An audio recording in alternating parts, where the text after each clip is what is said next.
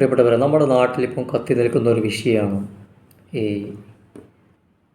തട്ടമിട്ട മുസ്ലിം പെൺകുട്ടി അല്ലേ. ഒരു ക്രിസ്ത്യാനി മിഷനറി സ്കൂളിൽ പഠിക്കുന്ന ഒരു മുസ്ലിം പെൺകുട്ടിയെ തട്ടമിട്ടതിൻ്റെ പേരിൽ യൂണിഫോമിൻ്റെ കൂടെ മതപരമായ നമ്മളെ വിശ്വാസപരമായ ഒരു സംഗതി അതിട്ടതിൻ്റെ പേരിൽ സ്കൂളിൽ നിന്ന് പുറത്താക്കാൻ, എന്നിട്ട് അതിലൊരുപാട് ന്യായീകരണങ്ങൾ കിട്ടാനൊക്കെ ശ്രമിക്കാം. പക്ഷെ അതിലൊക്കെ രസം എന്താണെന്നറിയോ, ഈ പറയുന്ന സിസ്റ്റർ തലയിൽ തട്ടുന്നുണ്ട്. അവർ പറയുന്ന അവർ മതത്തിൻ്റെ എല്ലാ ലേബിളും അല്ലെങ്കിൽ നിയമങ്ങളൊക്കെ അനുസരിച്ചിട്ടാണ് ആ സിസ്റ്റർ അത് സംസാരിക്കുന്നത്. ദൈവത്തിൻ്റെ മണവാട്ടിയല്ല, പിശാചിൻ്റെ മണവാട്ടിയാണ്. പറയുമ്പോഴൊക്കെ അവരവരുടെ നിയമത്തിൻ്റെ അവർ മതത്തിൻ്റെ എല്ലാ നിയമവും പാലിച്ചുകൊണ്ട് അവർ ചെയ്യുന്നത് പിടിക്കുന്നത്. എന്നിട്ട് മറ്റുള്ളവരോട് എന്ത് ചെയ്യാം, ആ മതത്തിൽപ്പെട്ട അവരുടെ നിയമങ്ങൾ അത് ചെയ്യാൻ പാടില്ല, പറയാൻ പാടില്ല, അത് പാടില്ല. സ്കൂളിൽ ഈക്വലായിട്ടുണ്ടാവണമെന്ന്. ഈക്വാലിറ്റി എന്ന് പറഞ്ഞാൽ എന്താണ് എന്ന് ആദ്യം പഠിച്ചിട്ട് വരണം.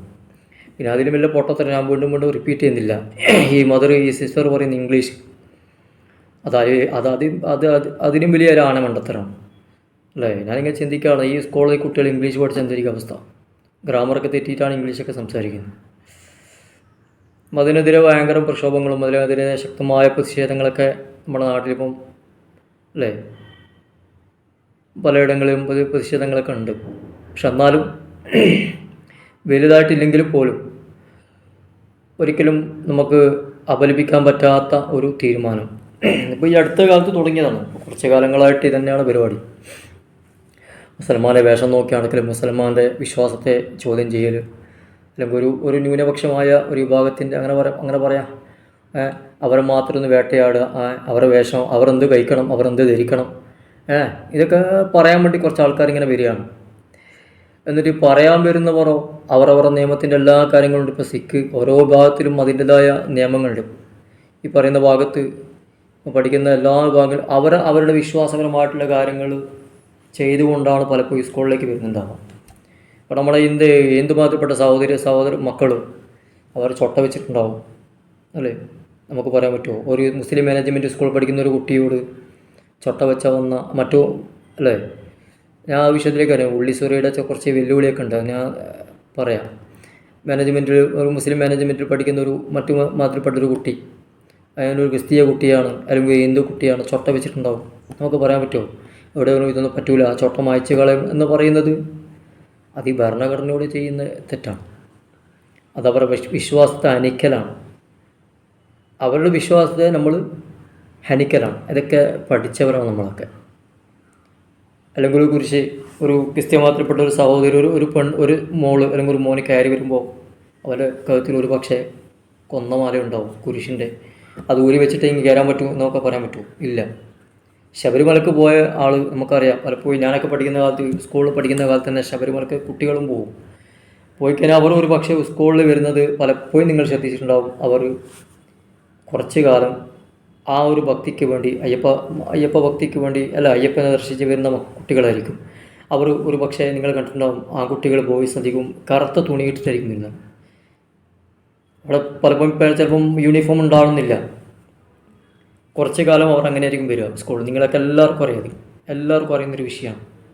കുറച്ച് കാലം അവർ സ്കൂളിൽ വരുന്നത് പലപ്പോഴും കറുത്ത തുണി അല്ലേ. അവരുടെ വിശ്വാസത്തിൻ്റെ ഭാഗമായിട്ട് അയ്യപ്പനോടുള്ള വിശ്വാസത്തിൻ്റെ ഭാഗമായിട്ട് അവർ കറുത്ത തുണിയും കയ്യിൽ രുദ്രാക്ഷമാലയും കഴുത്തിൽ രുദ്രാക്ഷമാലയും പിന്നെ വെള്ള ഷർട്ടും ഉണ്ടാവും. ചിലപ്പോൾ തോളൊരു കറുത്ത ഇതുണ്ടാവും അല്ലേ, ഷാള്. അപ്പോൾ ഇന്നവർ ഏതെങ്കിലും ഒരു മാനേജ്മെൻറ്റ് ഇത് ഇവിടെ പറ്റൂല എന്ന് പറഞ്ഞിട്ട് അവരുടെ വിശ്വാസത്തെ ഹനിക്കാനോ അല്ലെങ്കിൽ വിശ്വാസത്തെ മുറിവേൽപ്പിക്കാനോ ഒന്നും പോയിട്ടില്ല അല്ലേ. അങ്ങനെ ചരിത്രമില്ല, അങ്ങനെ ചെയ്യാനും പാടില്ല എന്നതാണ് ശരി. എന്നാലും ടീച്ചർ അങ്ങനെ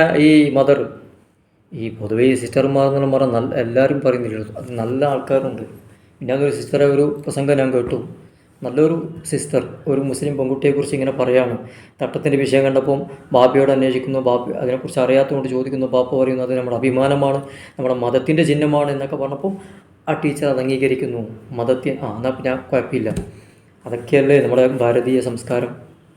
ഇതൊന്നും അറിയാതെ തട്ടമിട്ടിട്ട് കയറാൻ പാടില്ല, റൂൾസിനെതിരാണ്, ഈക്വാലിറ്റിയാണ്, എല്ലാവർക്കും ഒരുപോലെ. ഈക്വാലിറ്റി പറയുമ്പോൾ ഞാൻ പറഞ്ഞില്ലേ നേരത്തെ പറഞ്ഞ പോലെ പൊട്ടി തൊട്ട് വരുന്നില്ല, അങ്ങനെ അത് പാടില്ലല്ലോ.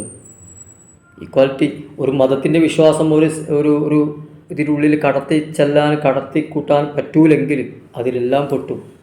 ഒരു മുസ്ലിം പെൺകുട്ടി തട്ടം മാത്രമല്ല, അല്ലെങ്കിൽ മുസ്ലിം പഠിക്കുന്ന കുട്ടിയുടെ തൊപ്പി മാത്രമല്ല, അതിലെല്ലാം പെട്ട്. ഇപ്പോൾ സിഖുകാർ അവരെ വലിയ തലക്കെട്ടുണ്ടാവും.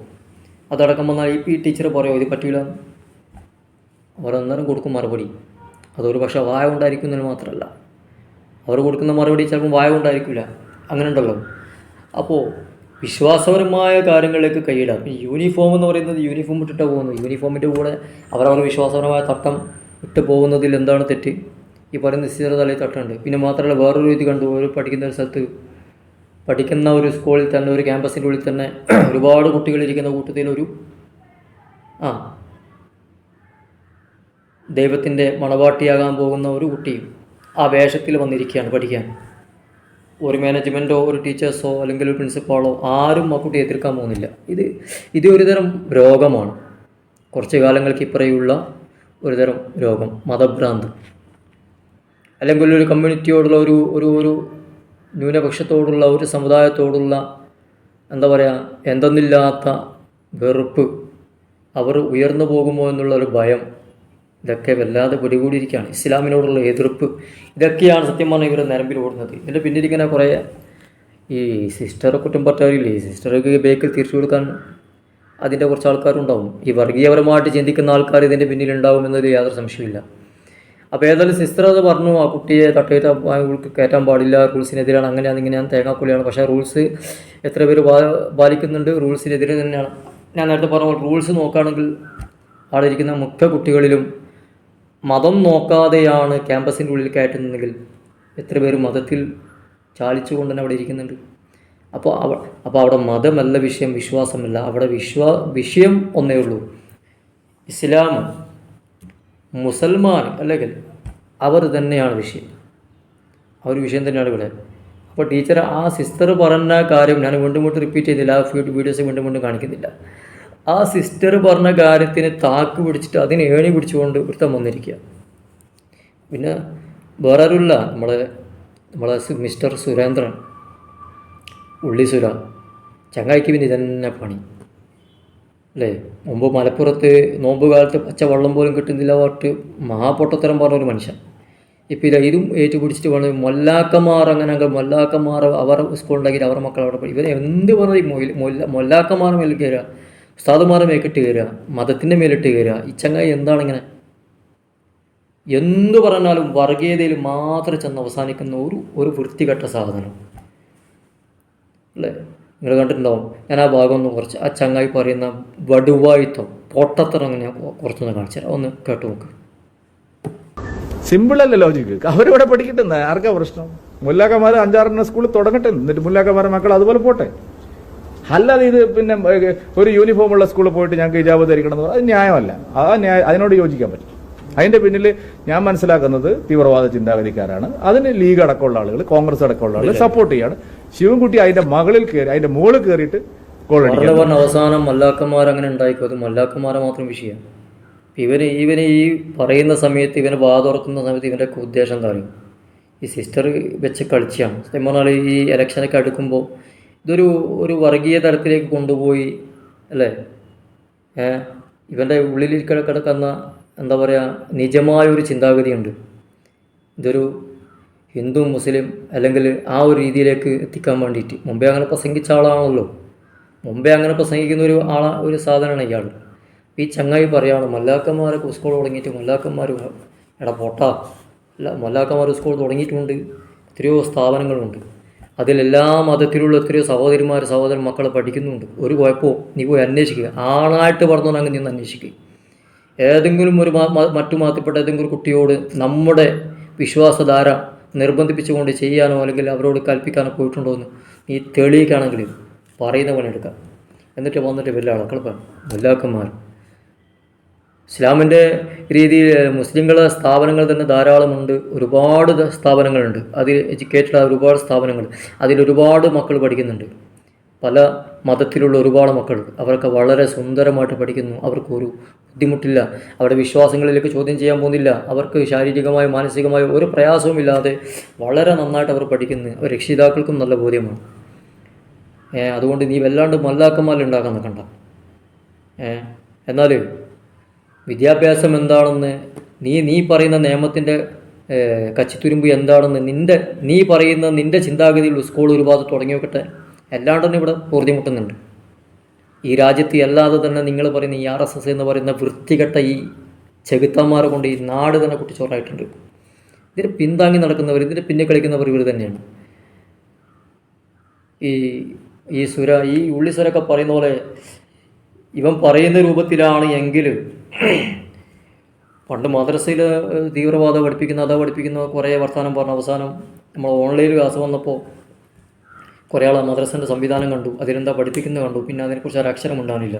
ഇവരുടെയൊക്കെ ശാഖയിൽ എന്താ പഠിപ്പിക്കുന്നത് ഒന്ന് പബ്ലിക് ചെയ്ത് നോക്കണം, അപ്പോൾ മനസ്സിലാവും.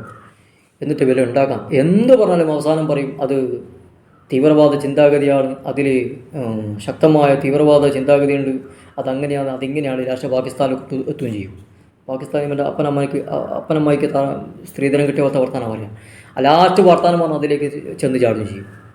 എന്നിട്ട് അവസാനം ഇതിന് മറുപടി പറയാൻ കഴിയാതെ നിന്ന് പിറങ്ങിയിട്ട് അവസാനം പറയാം അവിടെ അങ്ങനെ ഒരു റൂൾസ് ഉണ്ട്, ഇങ്ങനെ ഒരു റൂൾസ് ഉണ്ട്. അങ്ങനെയാണെങ്കിൽ അവർ മുല്ലാക്കന്മാർ വേറെ തന്നെ ഉണ്ടായിക്കൊണ്ട് ഇവനെന്തിനാണ് ഇതിപ്പോൾ മല്ലാക്കന്മാരെ മാത്രം വിഷയമാണ്. ഈ മുസ്ലിം സമുദായം എന്ന് പറഞ്ഞാൽ വെറും മല്ലാക്കന്മാരെ മാത്രമാണ്. അപ്പോൾ ഈ പറച്ചിലിൽ തന്നെ എന്താണ് കിടക്കുന്നത്? പറയുമ്പോൾ തന്നെ അവൻ്റെ ഉദ്ദേശം മനസ്സിലാവുന്നത്. കുറച്ച് അരിയാഹാരം കഴിക്കുന്ന ഏത് മനുഷ്യനും മനസ്സിലാവും ഇവൻ്റെ ഉദ്ദേശം എന്താണ്. കുറച്ച് കാലങ്ങളായിട്ട് തുടങ്ങിയതാണ്. ഈ നാടിനെ എങ്ങനെയെങ്കിലും വർഗീയ കലാപം ഉണ്ടാക്കിയിട്ട് ഇതിനെ കുട്ടിച്ചോറാക്കണം. നടക്കൂല സുരേന്ദ്ര. ഇജിപ്പയും പൊട്ടക്കണ്ടിൽ തവളയാണ്, അത്രയേ ഉള്ളൂ. എനിക്കിനി ലോകം മനസ്സിലായിട്ടില്ല. ഇനി പോട്ടെ, നമ്മൾ വിദ്യാഭ്യാസ സ്ഥാപനങ്ങളുണ്ട്, എല്ലാം ഉണ്ട്, അതിലെല്ലാ മക്കളും പഠിക്കുന്നുണ്ട്, എല്ലാ വിഭാഗത്തിലുള്ള ആൾക്കാരുണ്ട്, ഒരു കുഴപ്പമില്ല. ഈ നിമിഷം വരെ, ഈ സമയം വരെ, സന്ദർഭം വരെ ഒരു കുഴപ്പമില്ലാതെ എല്ലാ മതത്തിൻ്റെ ആൾക്കാരും അവിടെ മതത്തിൻ്റെ വേലിയിൽ നിന്നുകൊണ്ട് തന്നെ ഓരോ മതത്തിനും അവരവരുടെ വിശ്വാസം അനുസരിച്ചുകൊണ്ട് തന്നെ അവർ പഠിക്കുന്നു, സുന്ദരമായി പോകുന്നു, ജോലിയിൽ കയറുന്നു, ഒരു കുഴപ്പമില്ല ഇതുവരെ ഈ നിലയിൽ. നേരെ മറിച്ച് നീ നിൻ്റെ ആൾക്കാർ ഇതുപോലെ കുറച്ച് ഈ ഭരണം കൈ കിട്ടിയിട്ട് സ്കൂളിൽ കയറിയാലുള്ള അവസ്ഥ എന്തായിരിക്കും? നീ പറഞ്ഞല്ലോ കുറച്ച് മുമ്പ് പൊട്ടൻ സുരേന്ദ്രൻ ഇവനിക്ക് ലോകം മനസ്സിലായിട്ടില്ല. ഇനി ഇവൻ പറയുന്ന സ്കൂളിൻ്റെ തലം ഞാൻ കാണിച്ചാൽ ഇവൻ പറയുന്ന തരത്തിലേക്ക് ചിന്തിക്കുന്ന ഒരു സ്കൂളിൻ്റെ തലം ഞാൻ കാണിച്ചു തരാം. ചെറിയൊരു വീഡിയോസ് ഞാൻ കാണിച്ചു തരാം. അത് കണ്ടിട്ട് നിങ്ങൾക്ക് പറയാം ഇവൻ എന്താണ് ഉദ്ദേശിക്കുന്നത്.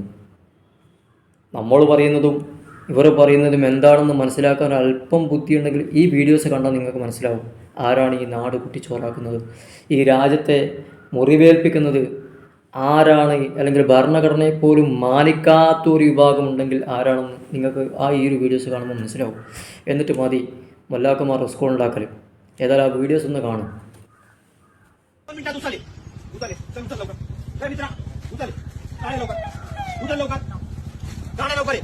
विद्यार्थी तुम्ही इकडे आहो, तुम्ही इकडे या. കണ്ടില്ലേ, ഇതാണ് ഇവൻ പറഞ്ഞ സംസ്കാരം, ഇവൻ്റെ സ്കൂളിൻ്റെ സംസ്കാരം. ഇത് എവിടെയാണെന്നറിയില്ല, ഉത്തർപ്രദേശിലും എവിടെയാണ്. അവിടെ RSSലേക്ക് റിക്രൂട്ട് ചെയ്യാൻ ആൾ ചേർക്കാൻ വരുന്ന സ്കൂളിൽ പഠിക്കുന്ന വിദ്യാർത്ഥിനികളെ അതിലേക്ക് അഡ്മിഷൻ എടുപ്പിക്കാൻ വേണ്ടിയിട്ട് പരസ്യമായി ഇത് വെച്ചിട്ടിരിക്കുകയാണ്. അപ്പോൾ ഒരു എന്താ പറയുക, പൗരത്വബോധമുള്ള ഒരു യഥാർത്ഥ ഒരു ഇന്ത്യൻ ചെറുപ്പക്കാരൻ, ഒരു യഥാർത്ഥ ഭാരതീയൻ പ്രതികരിക്കുക ഇവിടെ പറ്റൂല. അല്ല, അതിന് മുകളിൽ നിങ്ങൾ മെസ്സേജ് കണ്ടിട്ടുണ്ടാവും.